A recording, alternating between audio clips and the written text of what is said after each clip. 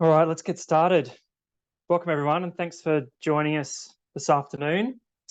My name's Sam Kernahan. I'm the Director of the Resilience Program at the Committee for Sydney. Really pleased to have you with us for this online event, which will share the report we released on Wednesday, Defending Sydney. Can I first acknowledge that we meet today on Aboriginal land, and I'm joining you from the land of the Camaragal people, and I pay my respects to elders past, present and emerging. I also want to acknowledge any Aboriginal or Torres Strait Islander people who are on the call with us today.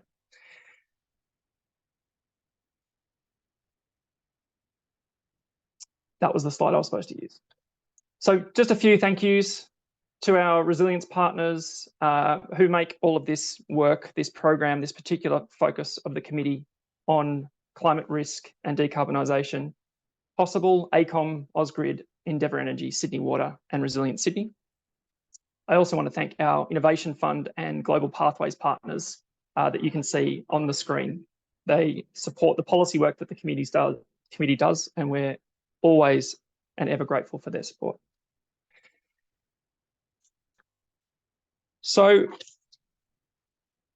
I also, importantly, want to welcome my two co-authors, well, whose names are at the top of the screen: Annalise Kerr, who's a sustainability and resilience consultant at AECOM, and Adam Davis, Technical Director of Sustainability and Resilience at AECOM. These are the people I've spent the last 9 months working with on this report, but not only them. We've had support from Resilience Sydney and IAG, which has been phenomenal, and about 30 other organisations, universities, infrastructure partners, utilities, local governments across Greater Sydney have given us wonderful support. We really appreciate it. So let's get started. It will come as no surprise that after 18 months of flooding in Sydney and the East Coast, and the devastating impacts on communities and infrastructure, that the committee has chosen to take on the challenge of defending Sydney from more of the same. So here we are, Sydney at a crossroads. We're facing a housing crisis that we're all very much aware of, and which the committee is committed to doing everything in its power to ensure we provide affordable and sustainable housing options to meet the needs of our growing city. But we also face a climate crisis, a reality that means we need to change the way we plan new housing and retrofit and rebuild the old. In fact, we believe the success of solving the housing crisis should be judged on whether more or less people are at risk of climate crisis and its financial impacts. And the financial component is really key to what we're talking about today and what we've been looking at this report: the implications of insurance and finance through mortgages or the banking sector, the financial services sector, on our ability to house ourselves and our cities, and also prepare for climate risk. So I'm going to bring Adam and Annalise into the conversation. Annalise, so what are some of the sort of key statistics or facts that stand out to you that sort of emerged from this report? So I think probably the biggest one is, that $38 billion number. So that's the number, that's the true cost of natural disasters being placed on our community currently. And, that's not just the direct costs associated with assets that are damaged during those emergency events, but also those cascading implications on our society, things such as mental health implications and insurance and the like. And, that number is projected to grow significantly over the next couple of in response to a growing climate crisis, and also with more people being placed in areas of high risk. I think secondly, the other major component is insurance premiums at the moment, some being quoted to being about $40,000 for a single property insurance. That sits well within the unaffordability margin, meaning that people don't have access to insurance and the like, which can also have cascading implications for other financial products and services associated with the housing market. Yeah, absolutely. I think the one that stands out for me is the $21 billion number. So the $6 billion, the East Coast floods are $6 billion of insured costs, but the uninsured costs, the measured uninsured costs, were around $15 billion. So we're looking at significant costs from just single natural disaster events. And I guess if you look at the graph on the screen, we haven't even got to 2022 or 2021 in that graph, and you can see that that's looking trending in a way that's far beyond what's expected, I guess, in terms of natural disaster costs.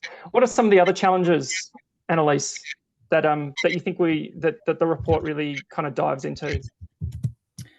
So the main challenge here really is we've covered really the cost of natural disasters rising, but also the land use planning system in of itself being challenged by rapid change. And so we see at the moment New South Wales and other jurisdictions taking a risk-based approach to strategic planning. So that's considering the likelihood and consequence of an event, but that really only considers that current risk profile, and it doesn't really account for future uncertainties or multiple scenarios playing out, which can really be quite therefore be quite difficult to then be able to plan and to really have a true understanding of the exposure and the vulnerability that could potentially play out if these risks aren't managed appropriately.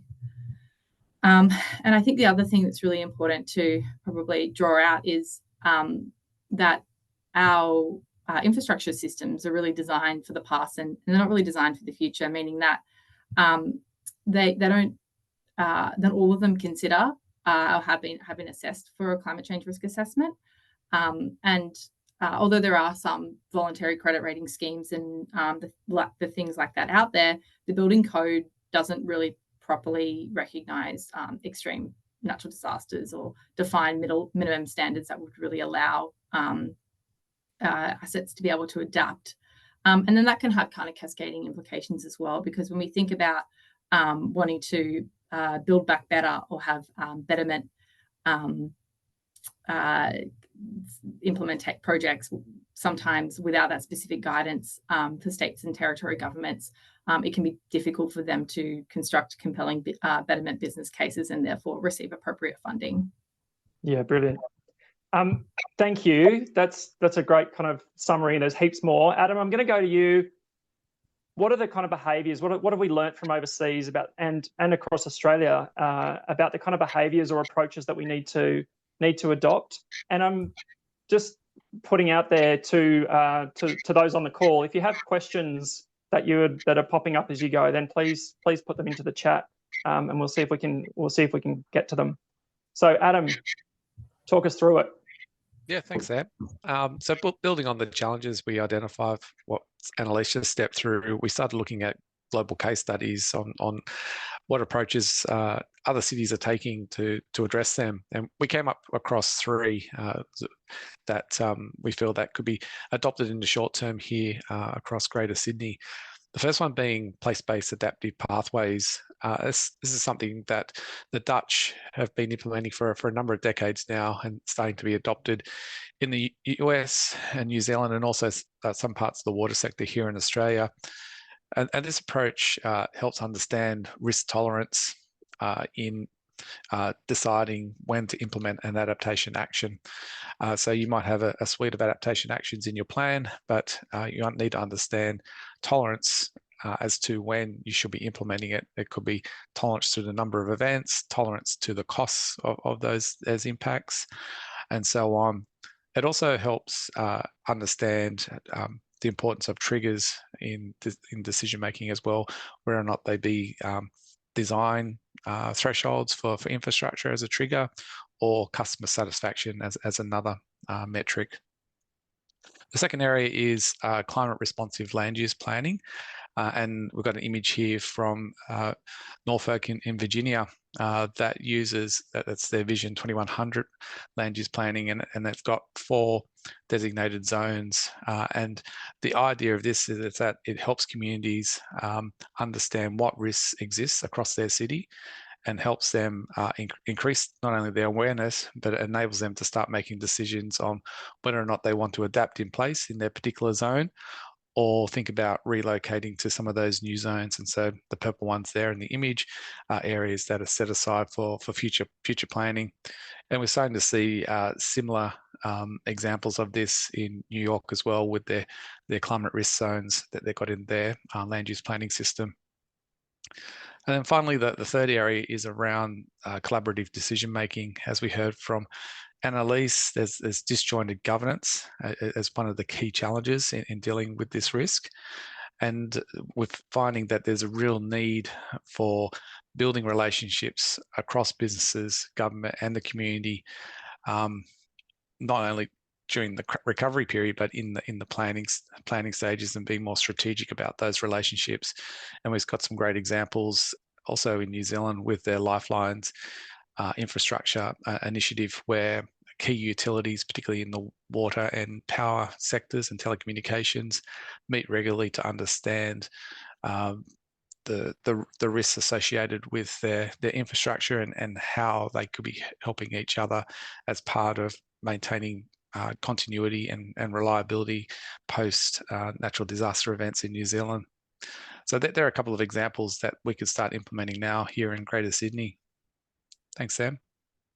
Brilliant. Thanks, Adam. And I guess the key to this, there's a heap of case studies and examples that we've dug into in the report, but the intent was really to inform how we move forward. So what are the recommendations then for Sydney? And I'll pick up a few of them, some of my favorites. Adam and Annalise, if I miss any, let me know. And so this is the roadmap that we developed. We took a now, next, new framing to what needs to be done in the first year, what really needs to be what needs to be focused on, and then kind of what follows on from that. I guess the thinking structurally, what do we need to change within our structural land use planning system? And we have metropolitan governance here in Sydney, or Metropolitan Land Use Planning Authority through the Greater Cities Commission, and with a 6 cities region plan and city plans coming out shortly, we wanted to ensure that these plans, which have not been historically very good at recognising hazard risk, particularly in the context of where new housing has been built, and to actually ensure that as they've done in Norfolk, that Adam pointed out, they're actually bringing those hazard risk layers into the land use planning system, so that cascades down through the city plans into local strategic planning statements, and actually informing the local environment plans that local government are preparing. So there's a really kind of structural land use planning element in this. We also have a new authority in New South Wales, the New South Wales Reconstruction Authority, that was modelled on the Queensland Reconstruction Authority, and it has a post-disaster reconstruction role, as you get from the title, but it also has a strategic planning role. And there's a really important opportunity, as we've talked about with this place-based adaptive planning, to actually set the tone for risk tolerance going forward. So actually, how do you determine risk tolerance of communities, of infrastructure providers, of First Nations communities in each of the places that you're actually looking to build coping capacity and adaptive planning mechanisms? And so they need to be set at a state level so that they're consistent.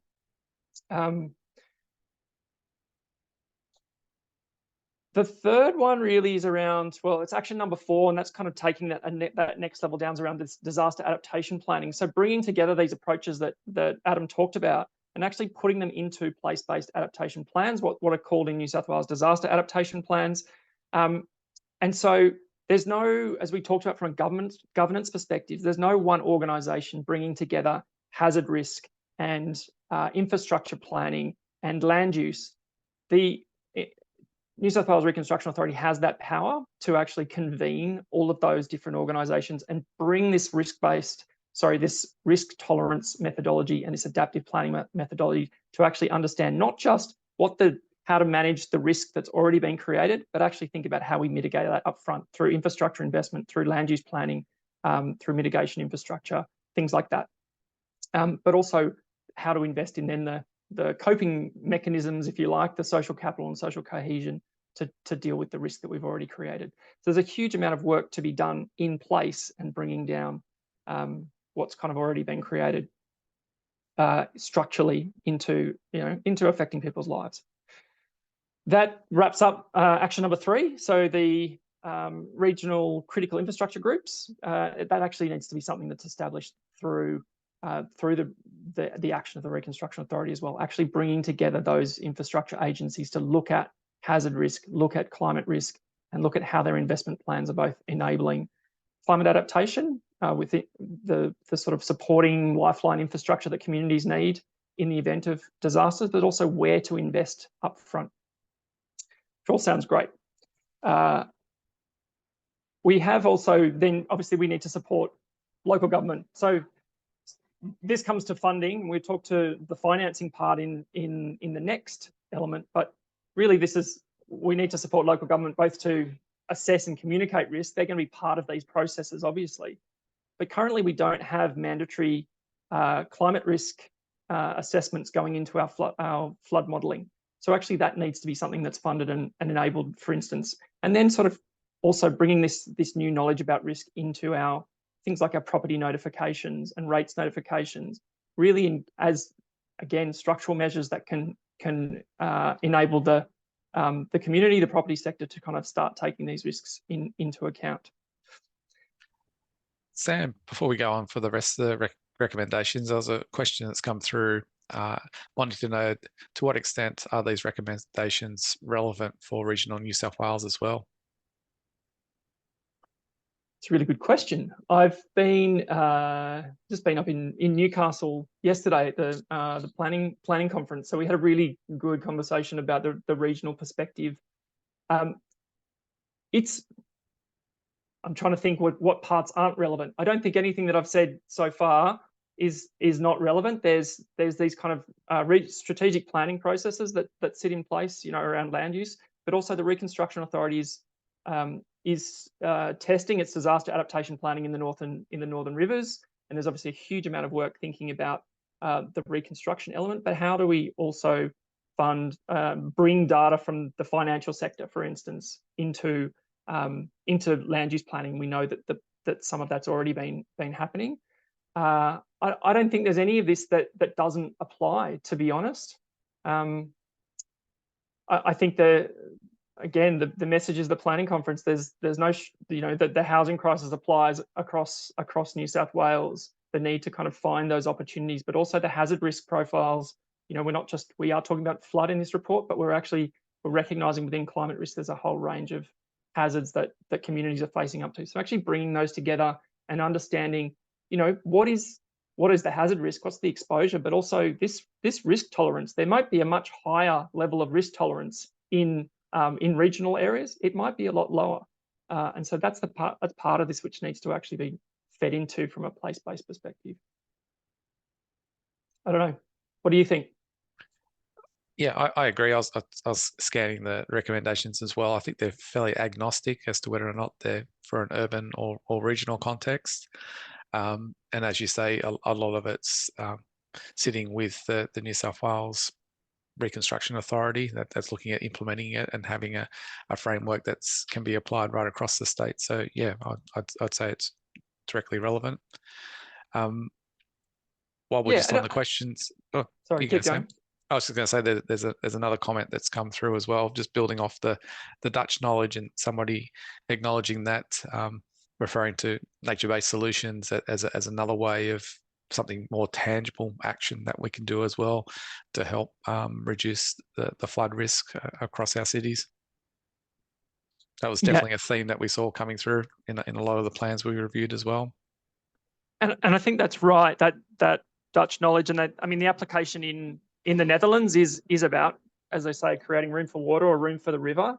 And in some cases that's possible, and they've worked really hard to kind of create that space.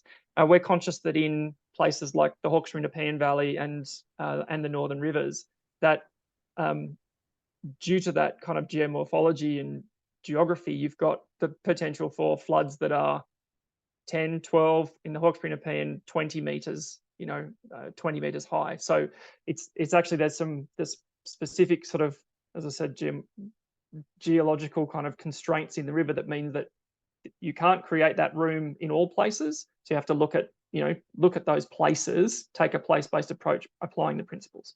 So I think it's great.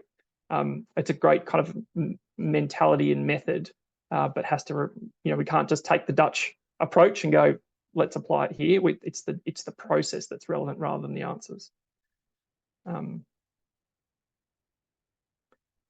just looking at the question from Anthony about regional areas being better prepared and resilient than urban areas. I think that's exactly right, and partly that's from a if you're used to disruption from an energy perspective, if you're used to that energy going off, you build more coping capacity with those disruptions. If you're not used to it, or you don't actually are not investing potentially in, or there's not being investment made in locally into dealing with those disruptions, you just kind of you're kind of a bit left, right? You're left with a disruption that you have no agency over. Yeah, and I think it also talks to some of those stronger community bonds within some of those regional areas as well. Yeah, I think that's exactly right. It's a really good question here. Have any thoughts on how we should be working with communities to understand risk tolerance? Annalise, Adam, thoughts on that? Yeah, well, I think one of the key themes from this report is to put communities at the centre of decision making. And what does that look like? There's multiple different types of models out there that have a range of different kind of governance arrangements, but ultimately it's about firstly establishing a really clear understanding of the community that you're working in, again from like a place-based format.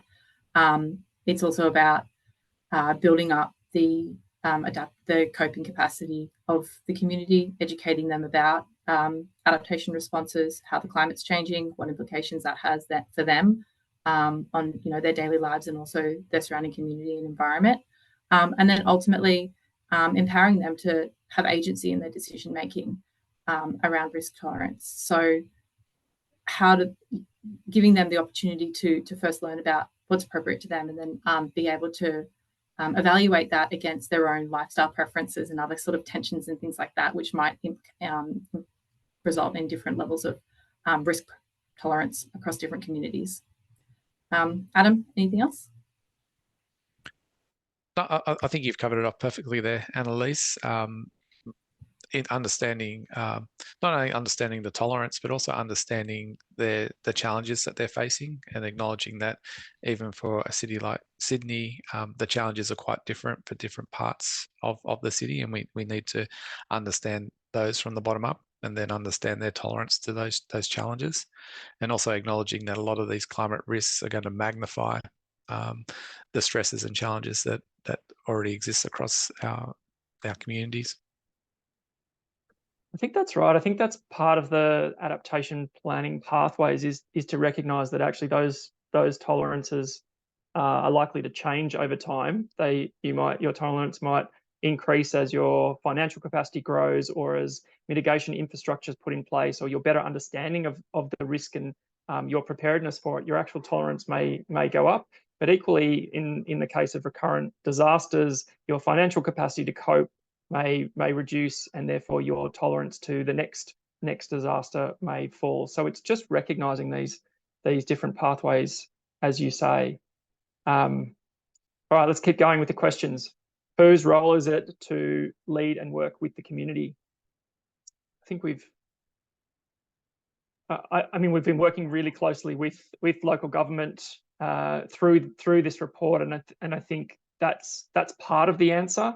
I guess also recognising that we can't just say local government is the answer, putting all the responsibility on them for leading that work with the community.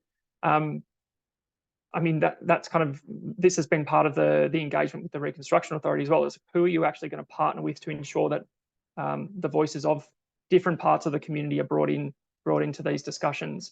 and there's some work that's been happening in sort of south of Sydney that has recognised that community is obviously not one group, but actually we need to engage with community and First Nations communities differently, because those processes actually need to be different, and we need to feed the information from each group into how government is thinking about decision making and risk, how local community and also how First Nations communities are doing that. So actually, there's roles in kind of leading each of those components and bringing them together. Adam and Annalise. I think also too, utilities and private sector are starting to realise they play a role as well in supporting local government and supporting the community, particularly through the Resilient Sydney strategy work that was done over the last 5 years. It highlighted the importance, and it goes back to that the governance arrangements in all parts of the ecosystem, understanding their role and what they play in addressing this issue, so that it all isn't just left with local government that might not have all the resources it needs to roll that out at scale across their local government areas.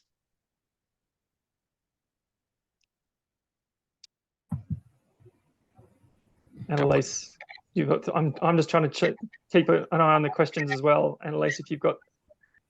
Yeah, I mean, the only thing I have to add to that is just collective governance. You know, let's bring the community on the journey, and hopefully, and then through that, enable agencies so that they are informed decision makers.